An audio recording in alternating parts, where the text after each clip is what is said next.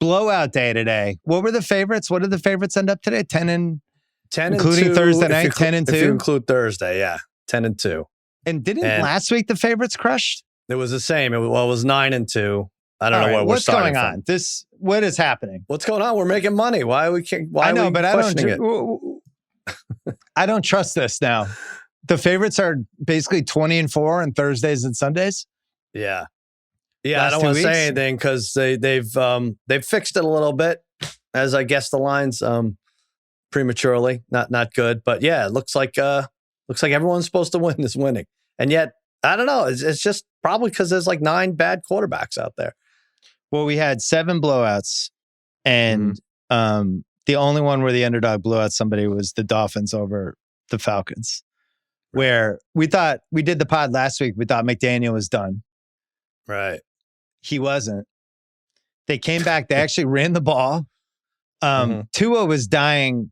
It's another one you had to see it. Like at one point, Tua, a pass gets tipped in the air, and it's up. It's almost like a jump ball. Yeah. 2 Falcons defenders, they're like arguing over who should intercept it, and they crash into each other and they drop it. But it was just like one of those games.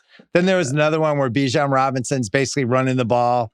Was it either into the end zone or inside the 5? And his knee hits the ball as he's running, and he causes his own fumble. So you had that one. It was just one of those games. But it did seem like McDaniel's going to keep his job. Tua still looks, like Tua. But anyway, McDaniel should keep his job past Halloween. I mean, it's his favorite. It's got to be his favorite holiday, right? But so that's a poetic justice. Glasses alone, he could try different glasses every day. Fake glasses. Yeah. So blowout day, the Broncos killed your team. Bo Nix, who threw for 4 touchdowns, but also had his typical 2 overthrows of wide open guys on bombs. I don't know what he's batting on those bombs, but he's got to be like 2 for 55 this year. Your defense just looked awful. But what was interesting, Dak wasn't good.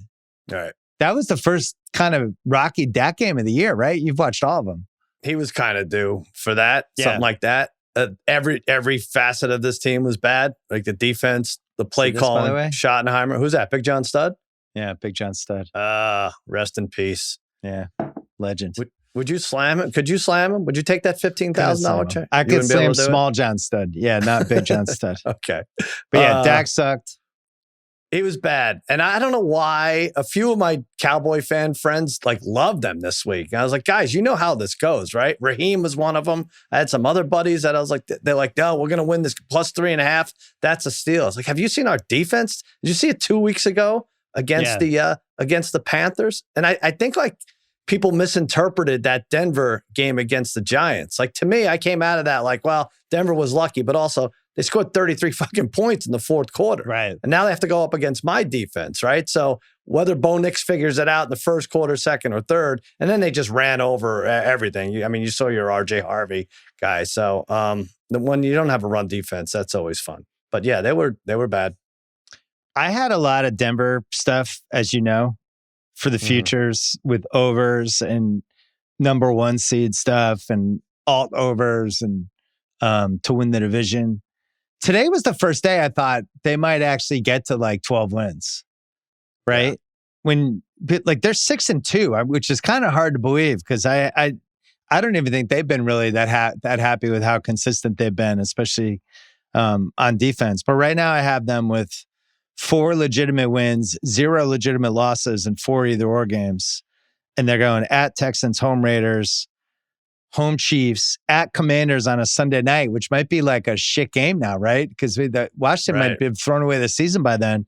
At the Raiders in week 14, home Packers, home Jags, at Chiefs, home Chargers. A schedule that just looked a lot harder than I think it does now. They're at the Texans next week.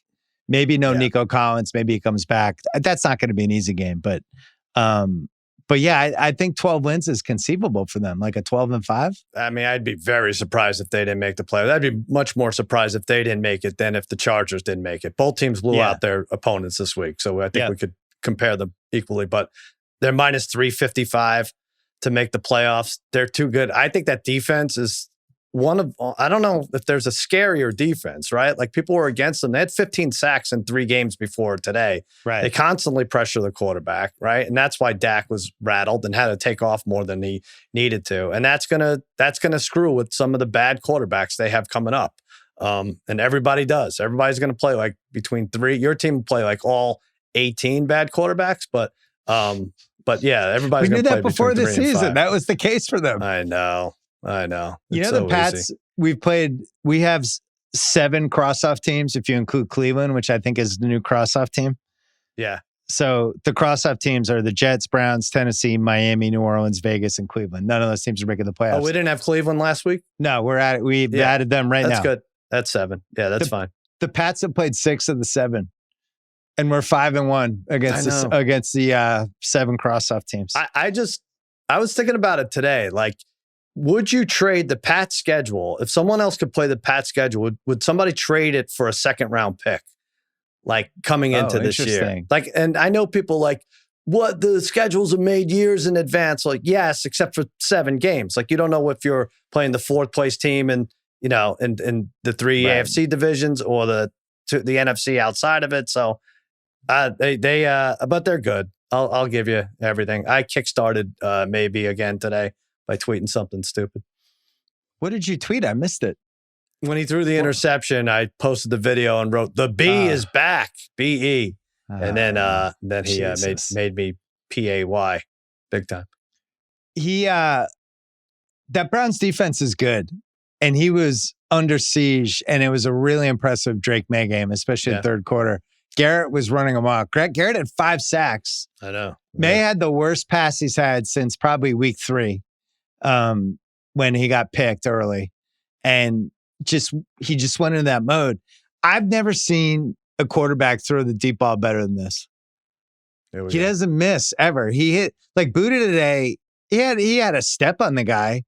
But when we have a guy down the field and he's got a step, like Maye hits him in stride, it feels like 90% of the time, not to mention all the other stuff, not to mention the running. And he's been so smart about not taking hits anymore and sliding 2 yards too early now instead of like putting his head down. He's just trying to stay on the field and making plays.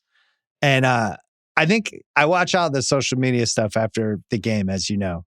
I like to have this has been the best part of the season. They show Vrabel stands in the runway and he high fives and hugs every guy coming off, and they show all of it. And for some reason, it's riveting. Then the post-game speech stuff, and then the press conference stuff.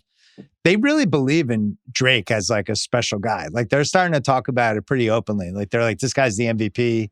This guy's amazing. If we have him, we got a chance.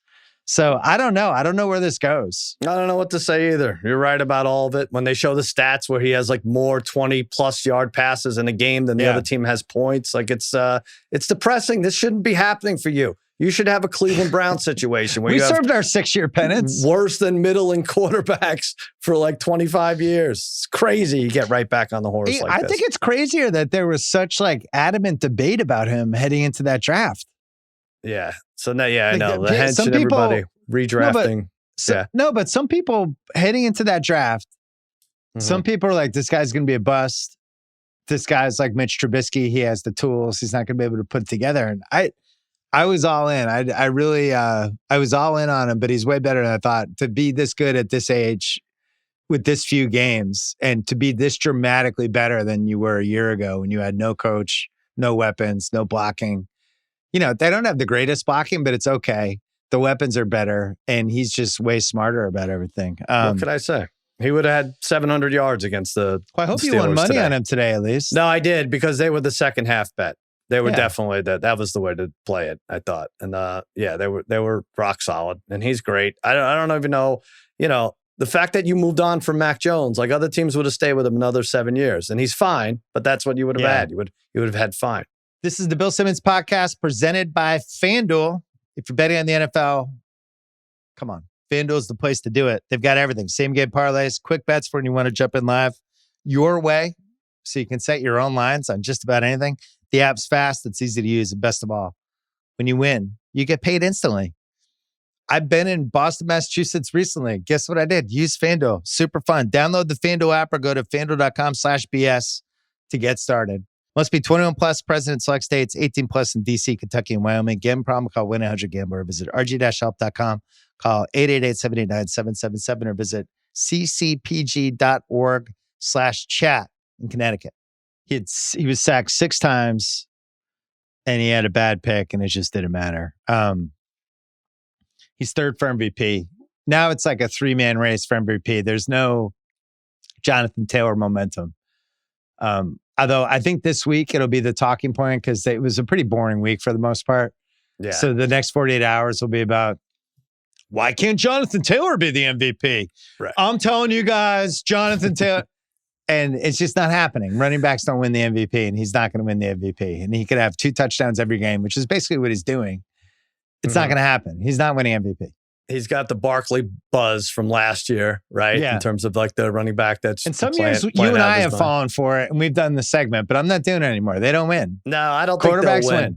I will say this, when they kept showing that stat, like this is the first time a running back has had 3 consecutive games with 3+ touchdowns against the same team. I would be like, shut up. I don't want people to know that I'm just beating up on the Titans here. Right, you know, right. like I'm doing good things otherwise. But to your point about Drake Maye, could this be like a Russell Westbrook year where they give it to not a top 2 seed?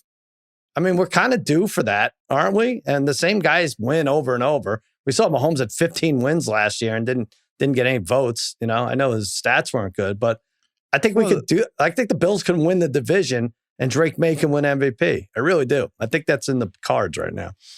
Well, the question for me is, why couldn't they be a 1 or a 2 seed with their schedule? And yeah, they're 6-2.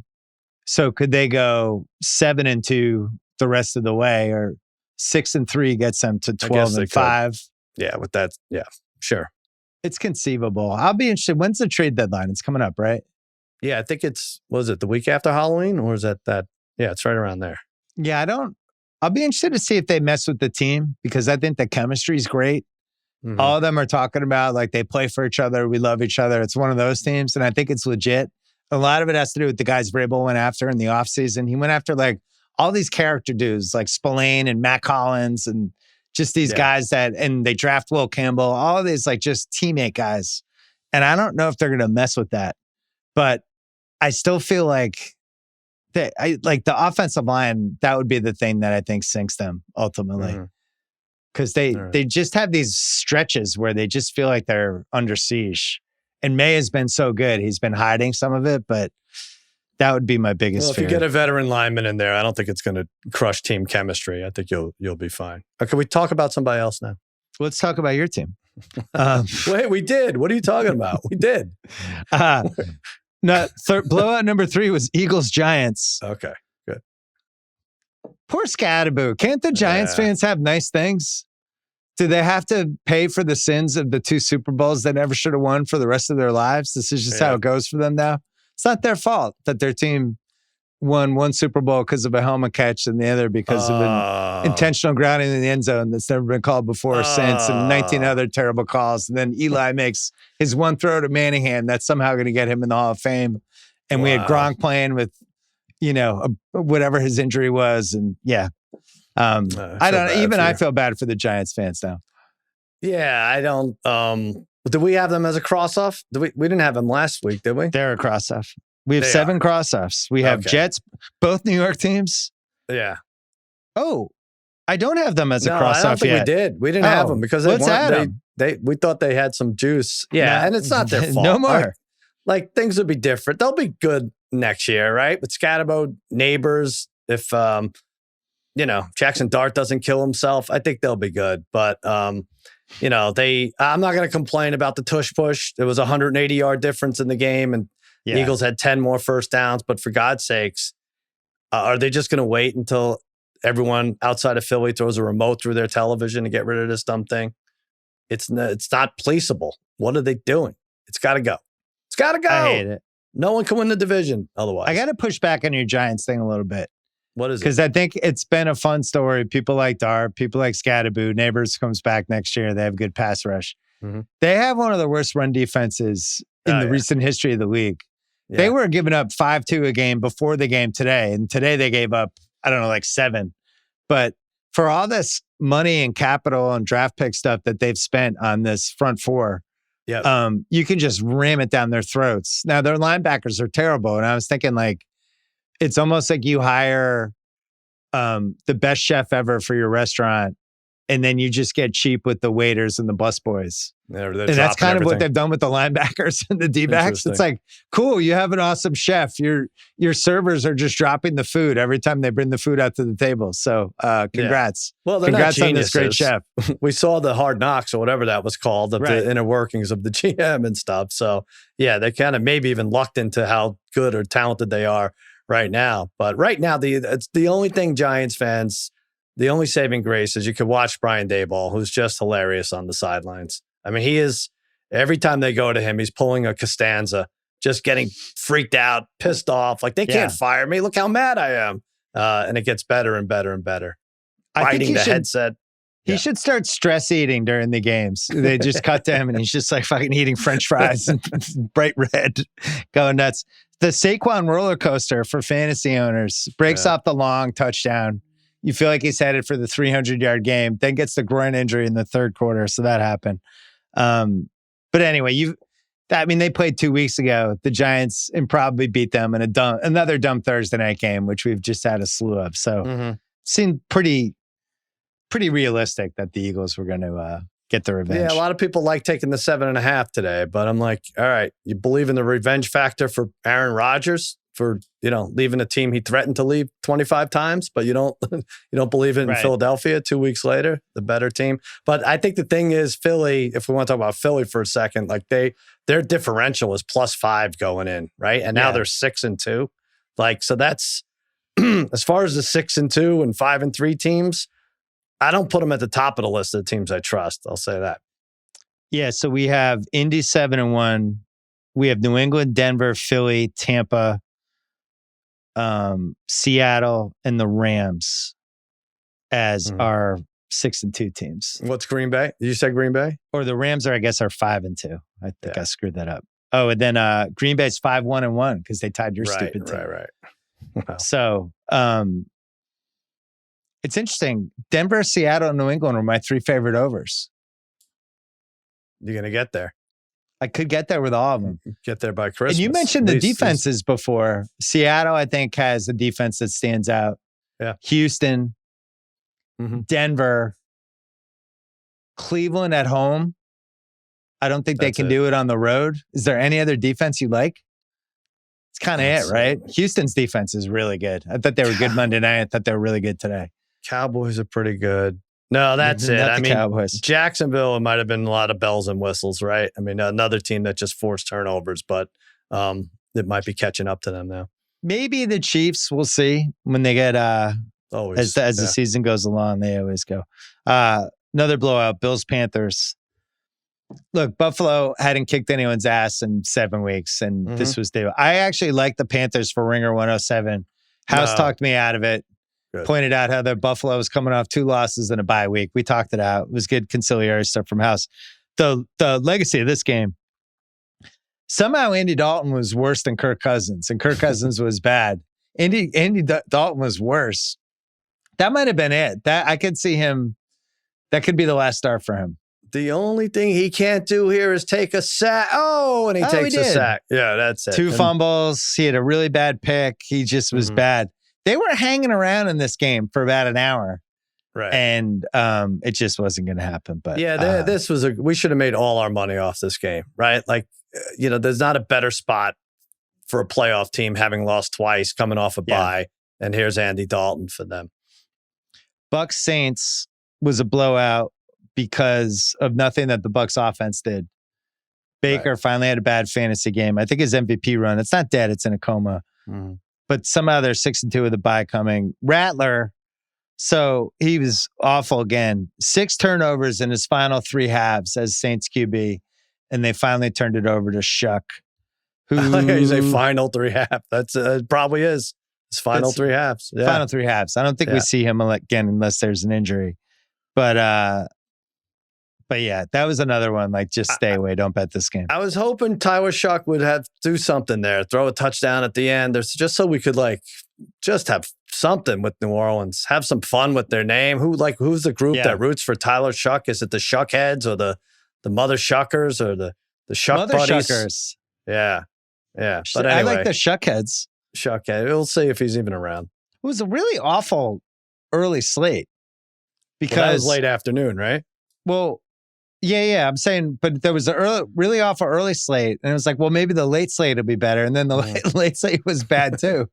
Early slate, there were 7 games. I had the multi-view and 2 other TVs, so I had 6.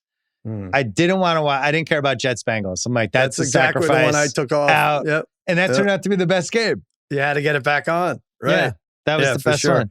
And then Indy, Tennessee somehow ended up as a 4:00 game. Like that snuck in. Should have been a London game.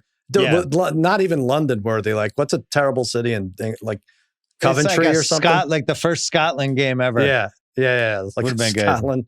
Good. Terrible. Well, let's really talk bad. about that Colts game because that's their 5th blowout win.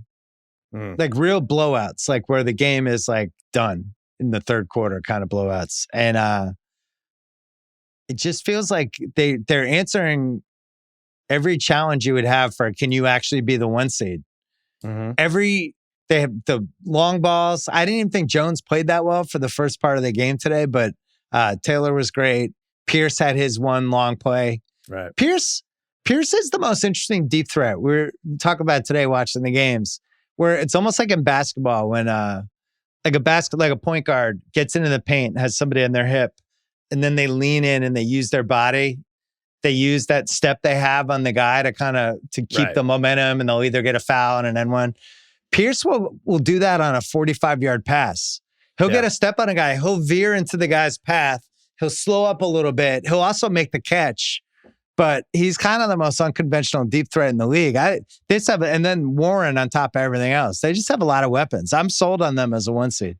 Yeah, I like them a lot too. And you know what? We shouldn't put too much praise on any team that just beat up on the Titans, but they took care of business. Very good. No, they did. And Jonathan Taylor should have been minus 600 to score today. He's just excellent. I wanted to say something about the Titans coach. They're down 17-7. Oh my! And they punt on 4th and 4 from the 44. Mike McCoy.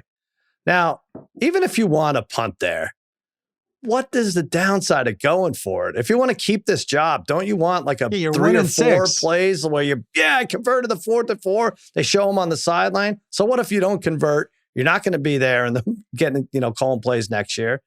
Take a chance. It's not even a chance 4th and 4 from the 44. Draw them off sides. Awful. It was awful. Cam Ward was mad about it. Yep. So they play at the Steelers next week. Home Falcons. Yep. This is the Colts. Home Falcons. Bye week at the Chiefs. Home Texans. Mm-hmm. And that Falcons game is in Berlin, just FYI. Right. I like the Steelers game as a test for them. At Pittsburgh. Pittsburgh doing all their dumb tricks. Pittsburgh needs the game. Yep. You figure Baltimore is going to win. There's going to be a little pressure finally on Pittsburgh. They're going to be playing all the hits. Boswell will be hitting his 59-yard field goals. There'll be some stupid Aaron Rodgers tip pass that'll go for 40 yards.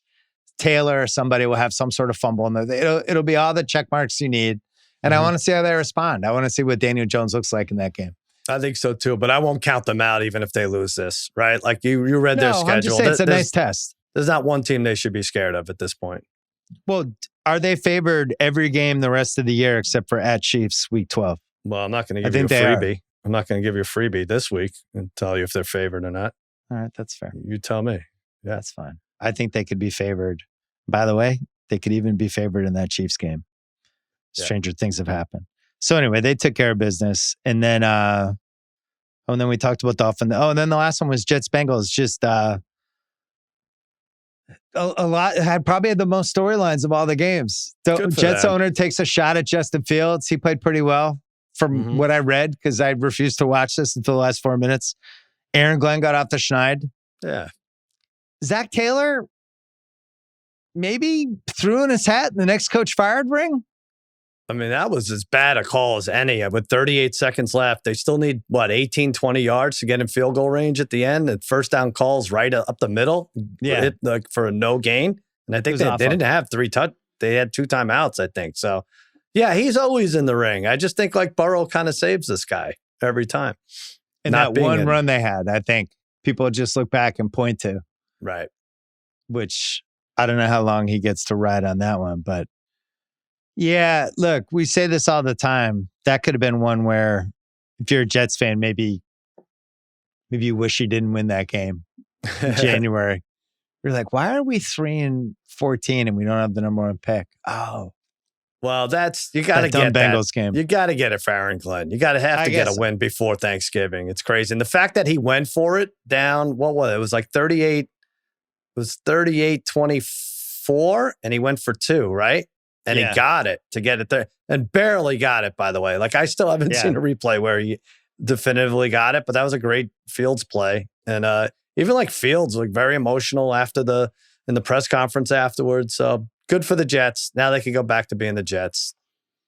Really good post-game speech from a comedy standpoint by Glenn, which of course I watched. He started out and he's like, first of all, how about that defense? It was like, with that big stop. But it's like, well, he gave up 38 points. 39-38. And then he's like, in our offense, 500 yards. They're like, yeah. And he's like, this is who we are. This is our identity, what you saw today. And it's like, I don't know. Maybe you also should have lost by 10. I really like those. How about our defense? Yeah, you did get a stop. You got one stop. It's rough. I mean, what's the converse? He goes in there. I was like, man, we are so lucky. We should be 0-15. How do we pull this one out? We're so terrible. I think you should have to. It should be like when you're on a bad AYSO team or a bad Little League team. It's like, everyone's getting ice cream. He's got 11-year-olds. You know, so proud of you guys. A poker tournament when like you're beat 98-2%, but you like pull a flush on the last 3 cards, and the guy who wins is like, sorry, sorry about that. like that. Right, apologizes for the win. A tennis player, like it hits the net and barely goes over. Like, they hit the racket. We're good. Yeah. The Bill Simmons podcast is brought to you by FanDuel. Basketball's back. FanDuel is putting you in control right from tip-off. Every day to start the season, choose your reward. Play it safe, go for it. Feeling bold, that's your move. Whatever your style, you're in control. What kind of bettor are you? I like to basically ride teams that look way better than I thought they're going to be or way worse in the first few weeks of the season. I'm all in on this Spurs team being a 50-win team if they can stay healthy. Conversely, very concerned about the Celtics, and they're in New Orleans on Monday night. And it turns out not having Jason Tatum and not having centers and not being able to rebound is a bigger obstacle than I thought. So I would look at buying San Antonio, selling the Celtics. Anyway, however you play, FanDuel is giving you the power to choose your reward, own your game every single day to start the NBA season. Head to FanDuel.com/BS to make your choice. Must be 21 plus, present in select states, or 18 plus and present in DC, Kentucky, or Wyoming. Opt-in required. Rewards are non-withdrawable. Restrictions apply, including bonus and token expiration, leg requirements, and max wager amount. See terms at sportsbook.fanduel.com. Gambling problem, call 1-800-GAMBLER. Visit rg-help.com. Call 1-888-789-777 or visit ccpg.org/chat in Connecticut. This episode is brought to you by Michelob Ultra, the official beer partner of the NBA.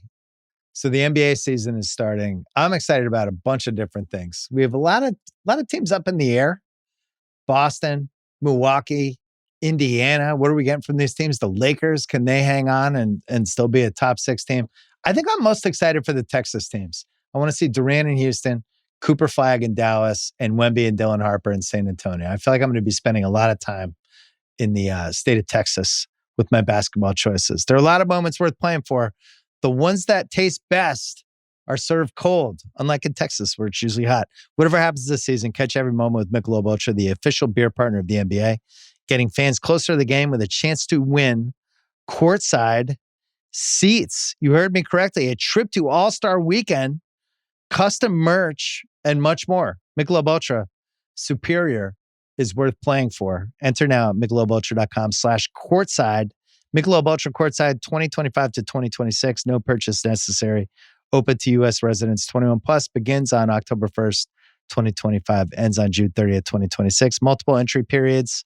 See official rules at michelobultra.com/courtside for free entry deadlines, prizes, and details. What'd you learn from that Chargers Vikings Thursday night game? Anything? I love the Chargers in that spot. I don't know. I learned that the Vikings, so I think they're plus 770 to make the playoffs now. And they really have nowhere to go because now you're looking at JJ McCarthy, and you covered it last week. What kind of injury is this anyway? And you don't have anything to look forward to after Wentz, really, right? Pretty tough. Yeah. Regular season MVP, Mahomes plus 150, Allen plus 350, Drake Maye now plus 450. Everybody else is 12-1 or higher. And then Super Bowl odds, Chiefs still the favorites, Lions, Bills, Packers, Eagles. Colts down to 11-1, but still have not gone into single digits yet, which I thought was strange. From a value standpoint, I mean, the Pats are 33-1 and really have a chance to be a 2 seed. It just that seems too high. I don't think they're going to win the Super Bowl, but I think if you can get anybody who can possibly be a 2 seed, right, at 33-1, it has to be considered. And then Seattle at 25-1 was the other one that jumped out to me. What's Baltimore that also now? seemed 22. 22. Baltimore was 25. They're 22 now after the win. That's interesting too. But maybe if they're actually favored to win the division, get their shit together. But Yeah. I think as far as those odds and MVP, your team and your guy is the only ones that are going to shrink considerably. Because the case for it is, and I don't want to jinx it, I'm obeying all jinxing laws. The case is people haven't looked at your freaking schedule, and then they're just going to see the wins rack up. Yeah. It's the schedule, but it's also the history of the league with the young QBs where we've seen this happen. Right. And if he's really special, like if there's something really, really special there, we've seen that translate into, oh my God, I can't believe they're here this fast. It happened with Burrow. It happened with Mahomes recently. And if he's on that level, it's realistic that they could at least get to the AFC title game because he's that good. I don't know if he's that good, but he certainly checked every box. You put him number 5. You put him number 5 right now. Best quarterback. And you don't even want to put Burrow ahead of him at this point. I think he's playing the best of anyone at that position right now. I don't know if that means he's the best quarterback, but I've just watched it for 5 straight weeks. He completes 75 to 80% of his passes. He runs for first downs whenever he wants, and he completes every deep ball. I don't know what else you can do as the quarterback. Yeah. Like he doesn't miss throws really ever. When he misses a throw, you're surprised. His teammates love him. I don't know.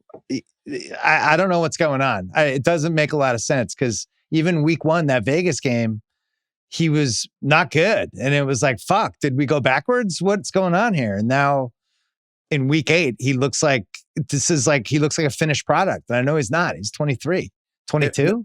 Discounting the past, right? Yeah. Would you rather have Daniel Jones or Drake Maye? Forget about what you know about Daniel Jones before this year. If you forget about it, what you knew, the Giants, Daniel Jones. Because you can make the same case for everything you said about Drake Maye.